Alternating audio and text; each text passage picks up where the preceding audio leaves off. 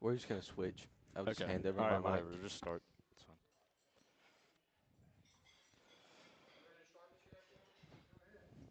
Hello, Bruin sports fans. I'm Connor Odom, and I'm here with Davis Hammond, my co-host. We're live at Mookie's Madison, so come down and get you something to eat and talk about everything Bruin sports.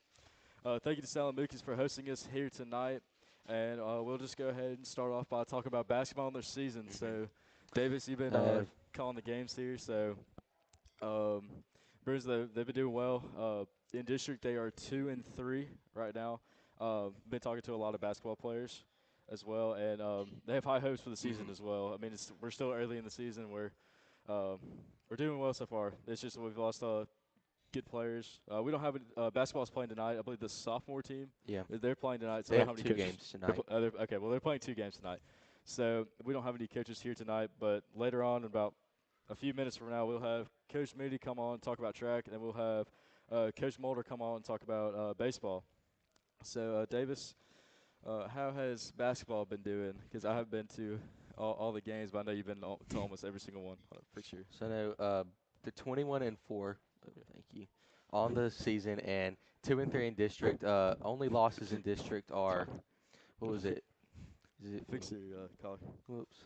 There you No, go. it's losses were Prep, JA, and then Hartfield. Hartfield. Yeah, that was last night. Bruins lost by 4 to Hartfield last night and lost by I think it was 2 to JA, something like that. It went Yeah, to the it very was very last close. minute for JA, and then Prep we got beat pretty badly. But Yeah, because I was at that game, and that was a hard fought game.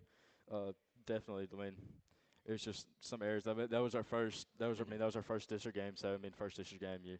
I mean, the Bruins they were playing well in all the regular season games, but now that we're in district, that's when it mhm. truly matters. So for seeding for playoffs. So, but anything else that you want to talk about for basketball? There's been a lot more dunks this year than there There has been in has past been. years. There has I been. know in the game against what was it? In the game against MRA, I know Zeb had like 3 dunks, Yeah. 2 3 dunks, Yeah, I do remember that. and Same thing then with PCS as mhm, well. Zeb had a dunk. He had a few dunks. and Joe Brown had a dunk. Yeah, Joe Brown did have a dunk. Yep. So, we'll just go ahead and move on to track for this upcoming season with Coach Mooney.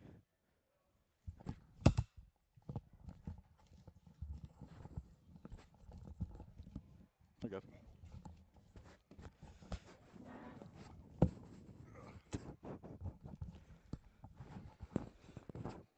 How you doing, Coach Mooney? Going good, man. Thank you so much for having me. Yep.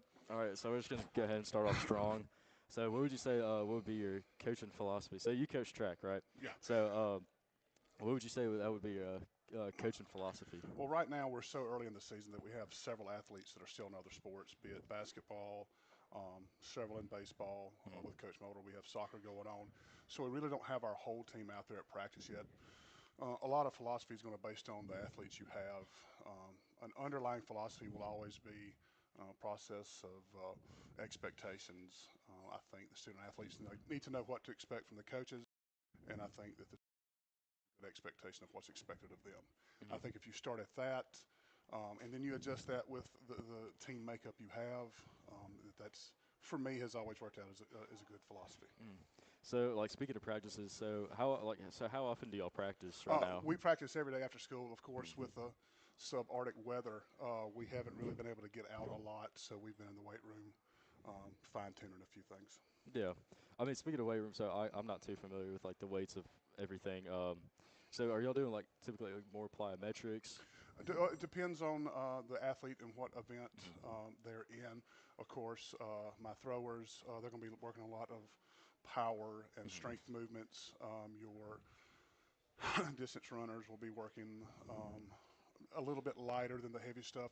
And then our sprinters, it's a lot of explosiveness, calisthenics, and stuff like that. Yeah. Yeah, yeah. So what would you say would be your key runners or key throwers or key On the discus? girls' side, Sydney Collins has been a strong runner for us for years now. We have a lot of young girls in eighth and ninth grade coming up that are really going to be, running for varsity. They're just strong runners. On the boys' side, Jace Harris, of course, he's in basketball now. He's a big-time jumper. Eli Dampier is a very good sprinter. But with every year, you get newer kids that decide to come out and you're surprised by how good some of them really turn out to be. Hmm. So, what events are?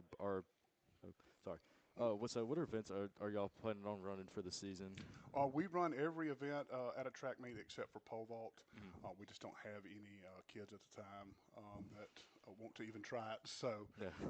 we haven't done that in quite a while. But every other event, be it the field events, distance, or sprints, we have people in all of those. I gotcha. So when is the first track meet? First track meet, I don't have the date in front of me, but I believe it's in early March. We'll be at MRA. Okay. So do you have any other like season like so I'm not too familiar with track. Right. So is there like seating? So I'm kind of like basing it off of a swim meet. So I know there's like different heats for everything. So like I know there's state. So do you have to have certain qualifying times to get to state? Once we get to state, yeah, we will have a preliminary track meet. I think I'm not sure where it's at. It's at one of the big fours, and that bases your seating and lane assignments, Mm-hmm. and your top two in each field event will move on to state. Okay. Because I know for MHSA a few years ago, whenever I did a little bit of swim, you had to have qualifying times to enter into like certain Yeah, yeah, races, yeah, yeah. and like I know that also applied with track, but I know MIAS and swim you didn't have to do that. Everyone ends up going to state. Right. It's just how your coach seeds you. Yeah, and that's kind of the way with 6A is and MAIS. Mm-hmm. We're going to have kids, like I said, in all the events, but it just depends on. We're all going to be at state. Yeah. Every team makes it because there's not many of us. But the prelims kind of give you an idea of where everybody is going into it, and it also sets your relay teams for the state. The team you run in the prelim has got to be the team you run at the state. Kind of gives you an idea of where you stand. Gotcha. So do you have any other like last hurrahs or hopes for the season? No, 6A, of course, for every other sport has been a challenge for us. But our girls last year, I believe, finished third or fourth in state, and the boys finished, I believe, fifth in state. So we're always competitive at track, and we hope to continue that this year. Okay. Dave, do you have any questions? Um, so what would be the competition that we're? So I know we're facing 6A. So do you have? Are there any like JUCO or D1 commits that would be facing in the? For track, I'm not sure. I know there will be, athletes in other sports that have D1 offers that also will be in track. So it's kind of hard to tell, who all's going to be there. But in 6A, MAIS, there's a lot of athletes out there, Mm-hmm. and we've been fortunate at St. Joe that we have several of them as well. All right. Well, any other questions?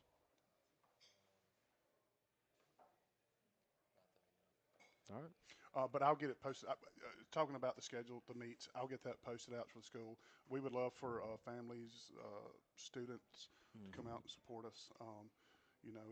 It's a long day, but at a track event. But any support we get, we greatly appreciate. Yep. You said the first track would be around like March Yeah, or it's early late March. February. Yeah, early March, late February. Yeah. All right. Well, thank you for coming on. Yeah, man. Thank you. Yep. Have a good one, man. All right. Yeah, can you touch the camera?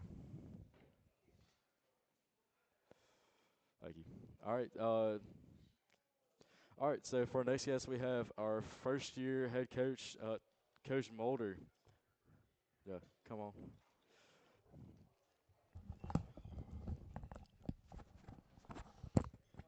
How you doing, Coach? How you doing? Doing well. All right. So again, we're just gonna start with the same question that we had for him. So what would you say is your coaching philosophy? I would have to say first, when it comes to philosophy, you have to think about the 41 kid. Like right now, we have 41 guys on our roster, 7 through 12. So you can't make your coaching philosophy too complicated because you've got 41 different guys, and the way they think, the way they act, the way they handle criticism, the way they handle, success. So I think that keeping it as simple as possible is just showing up every day, working hard, being disciplined, and understand that the old saying, Rome wasn't built in a day. So focus on the day, focus on the day that you have in front of you, win that day, go to sleep, wake up, and win tomorrow. Try to keep it as simple as possible, because I know, especially in our game and other games that are played on this campus, the more complicated you make baseball, the more difficult it is. So if I can make your job every day to show up as simple as possible, then you're going to have a better chance to succeed than if I were to give you a whole list of everything you got to follow, do, expect, all that stuff. Yeah, yeah. So I know that it's like tying into. I know you've been around the game for a long time. So do you want to talk about that for like a little bit, like coming out of high school and then where you went from there into your collegiate career? If you want to talk about that a little bit. Yeah, so I'm originally from Nashville, Tennessee. Well, just north of Nashville, but Nashville's the biggest city. Played 2 years of junior college baseball, which was probably the greatest thing I did for my career. Not just playing, but coaching. Learning how to handle different types of guys. Then after that, I thought about it for a little bit of, hey, I just want to go to school. You know, I'm tired of playing baseball. You know, this, that, and the other. And then I started having a pretty decent sophomore year. It was late in the recruiting process. Start sending out emails, and the only team that responded was Belhaven. So I jumped on it, came down here, enjoyed it, had a blast, the greatest 3 years of my life. And then right after I got done, I decided, you know, I think I want to stay around the game a little bit longer. So then I got hooked on at Terry. They needed a pitching coach. I pitched in college, so it was a great fit. Was there for 3 years. And then Coach Peden, who was at Ridgeland at the time, is now at Germantown, called me up. He was like, hey, I like what you do. Let's try to get you over here. Went to Ridgeland, loved it, spent 5 years there. And then the St. Joe job opened, and I had a few parents of kids I coached at Ridgeland that were like, hey, I think you need to put in for it. I think you'd be a good fit. And I interviewed, got the job in May, and they were right. I think that I was just as good a fit for St. Joe as St. Joe's been for me in my career, not just athletically, but teaching as well. That's good to know because I know you mentioned in my class. He's also my economics teacher. So Yeah. because I know you've mentioned a few times that you're working on your PhD right now. I am. I'm working on my doctorate in educational leadership. I'm in the first 30 hours of it right now. Hopefully to be done. Hopefully by the end of this year, maybe next year. We'll have to see how all the research part goes. But yeah, working on getting my PhD to continue climbing up the ladder if I'm ever given the opportunity. Wait, so how many hours go into a doctorate degree? So the way that mine's set up is the first 30, which is a specialist, is just 30 classroom hours. Of course, you have to do intern stuff and all that. And then if I decide to pursue the next 30 hours, that's the research side of it, where I go and, you know, you have to write your thesis and defend it and all that stuff. So I haven't decided I'm going to do that. My sister's working on hers, and I can't let her be smarter than me on paper. So I'll probably end up going to get my doctorate. All right, so those. So you mentioned that St. Joe's definitely been a good fit so far. How have you liked St. Joe, and what have been your favorite parts? I'll kind of make this joke. I made this joke probably my first or second day here is I was sitting in class, and, you know, class was getting ready to start. And I was like, all right, guys, let's put your cell phones up. And all 15 people got up, went and put their cell phones up. And I was like, you mean I didn't have to tell you twice to do something? And they're like, no, like you told us to put our phones up. You know, so it's just it's a more focused on what we're trying to get done every day instead of now, of course, you know, y'all are 14 to 18 years old. Y'all are going to play around. Y'all are going to kid around. But for the most part, there's a better sense of, hey, all right, it's time to get something done. Let's get something done. So go back to baseball a little bit more. So how are practices set up? I mean, I know, but just for other people. Okay. Well, practices, we have our team meeting to address any needs, any issues, anything, you know, kind of get the news out. And then next thing we go into is run, stretch, throw. We do our band routine, ball routine, all that stuff, get loose. Go into Buddy Wyrick, which is a drill that I learned in college, which is essentially don't run into an out at third and read the ground ball past the pitcher and third baseman. After that, we go into early work, and then whatever our drill series might be, or inter squad, or something like that. Drill series and all that. The fundamental work comes next. In early work, then we go into whatever we got for the day. Just depends. Then we'll finish with some type of hitting, BP, bullpens. Then finish with either weight room conditioning, you know, Titan or not Titan ball, Lord. Ultimate football, which is our kind of fun conditioning game that we play so we're not running sprints or laps or miles or anything. Kind of give them something else fun to do. And then we usually wrap it up about 5:15, 5:30 every day, but at the latest. So try to keep it as efficient as possible so we don't have to stay out there till 7 o'clock. Yep. So for those who don't know, so ultimate football, Yeah, it's like ultimate frisbee. So if you know what ultimate frisbee is, it's just a game where it doesn't stop almost every time. So you play football and you have a certain number of downs. You also have first down markers, but it's a game that never stops. So you just have whatever guys are on there. You have a quarterback, uh, snap the ball, and then whenever you catch it, you stop, and then just keep going down the line, just keep repeating it until you get a touchdown. So those are the people that don't know. Yeah. So going into our competition for the season, so Mhm. we're 6A, Yep. and so uh, how's the competition that we're gonna face this season gonna help us?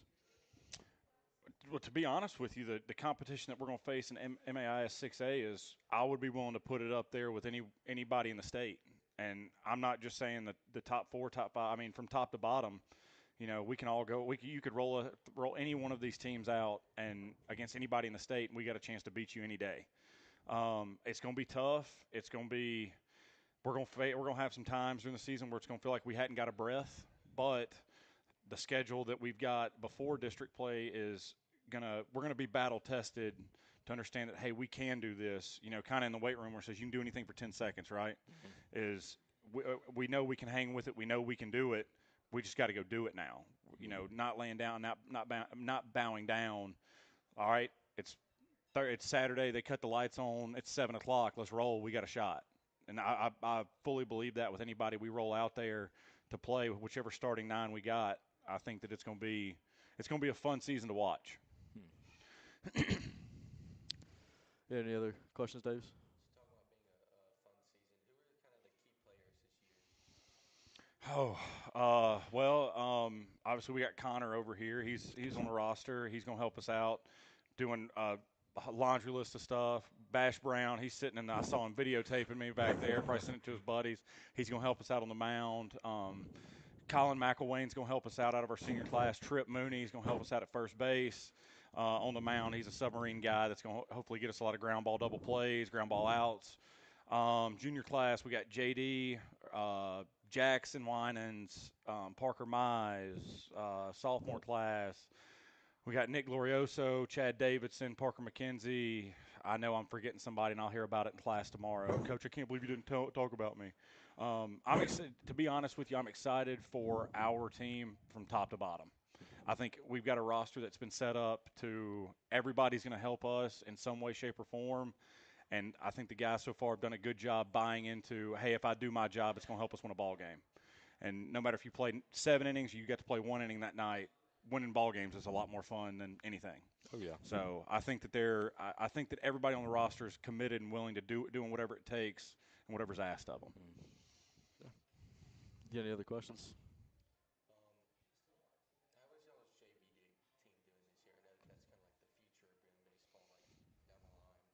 Well, we won't start until they'll open up the same night that we open up varsity at Lamar at 4 o'clock on February 6th, and I'm excited about them. We got a lot of young arms that I've been working with. I handle the pitching staff mainly, so we got a lot of young arms, and I'm excited to get out and let them see a different color jersey and see how they compete. The future's bright. I like what I've seen so far in practice, but it's one of those times where you can only see so much looking at the same people every day. You got to go out and you got to see somebody else roll up on a bus in a different color jersey, and all right, let's take what we worked on. But I'm excited for sure. Oh yeah, it's definitely is. It's gonna be a fun season. So, any other questions? All right. Uh, well, thank you for coming Yeah, along. absolutely. Appreciate you having me. Yeah. All right. Appreciate y'all. All right, folks. So, Davis, you have any? Wait. Oh yeah. Sorry, Mike.